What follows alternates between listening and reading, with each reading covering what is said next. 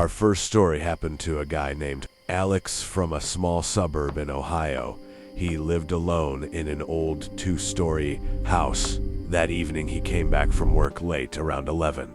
Everything was as usual, a quiet street, light in the neighbors' windows. Alex opened the door, threw the keys on the table, and went to the kitchen to pour himself some water. When he entered the kitchen, he immediately noticed that one of the chairs was slightly extended. He remembered for sure that he moved all the chairs in the morning. Alex shrugged his shoulders. It must have seemed. He opened the refrigerator, took a bottle of water, and suddenly heard a quiet creak of the floor upstairs. The house is old, the floors often creak, but this time the sound was too deliberate. He went up to the second floor to take a shower. When he passed by his bedroom, the door to the room was ajar. He always closed it completely before leaving. My heart was pounding a little. He pushed the door and turned on the light. The room looked fine, except for one thing. His laptop was open and the screen was glowing. Alex remembered for sure that he turned it off in the morning. He came closer and saw that the browser was open on his personal mail. Someone read his messages. At that moment, he heard the door to the bathroom quietly closing behind him. Alex turned around abruptly. There was no one in the corridor, but he clearly heard the breathing. Heavy, slow breathing right around the corner. Alex rushed down the stairs. He heard heavy footsteps behind him. Something big and fast came down after.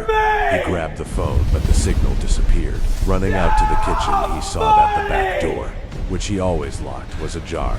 At that moment, someone's cold hand grabbed his shoulder. He broke free, ran outside, and started screaming. Please help me! The neighbors called the police. There's something in when the the house! officers searched the house, It's they found coming no for one. me!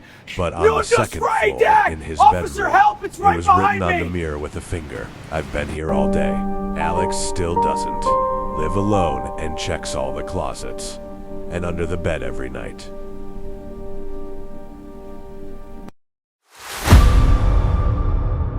The second story happened to a guy named Jake while camping in a national park in Washington state. He went camping alone for 3 days. The first day went perfectly. Clean air, silence, no people around. In the evening, he set up a tent by a small stream, made a fire, and went to bed. Around 2 o'clock in the morning, he woke up to a strange sound, as if someone was walking around the tent in circles. Jake thought it was a deer or a raccoon. He shone a lantern outside but didn't see anything. After a few minutes, the sound came back, now closer, and he heard a heavy breathing that didn't sound like an animal. The next morning, he noticed huge footprints around the tent, barefoot, but too big for a person. Jake decided to wind down the camp earlier. While he was walking back along the trail, he heard the branches cracking behind him several times. Every time he turned around, the sound stopped. When it got dark, he heard someone imitating his own voice. "Hey, help me." The voice sounded exactly like his, but it came from behind the trees. Jake ran. He heard heavy footsteps that did not lag behind. At some point, he saw a tall figure standing between the trees. His hands are too long.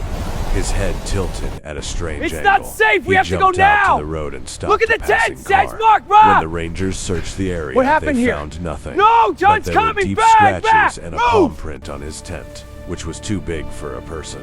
Jake never goes to the forest alone again.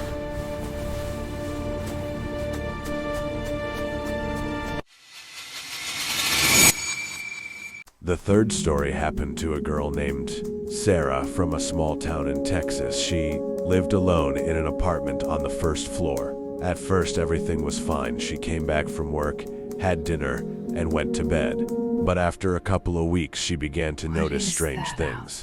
Every morning, the curtains in the bedroom were slightly moved, although she always covered them tightly. Then she found fingerprints on the outside of the windowsill. Sarah thought it was a postman or a neighbor, and she didn't care. One night, she woke up from the feeling that she was being watched. She turned on the light, no one. But the next day, she received a letter in the mail without a return address. "You sleep well." Inside was a photo of her sleeping in bed taken from the window. She installed the camera.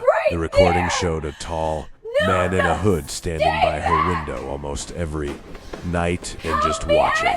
One night he tried to open the window. Sarah screamed and he ran away but left a note. I'm always there. The police Oh my found God, him they're a here. week later.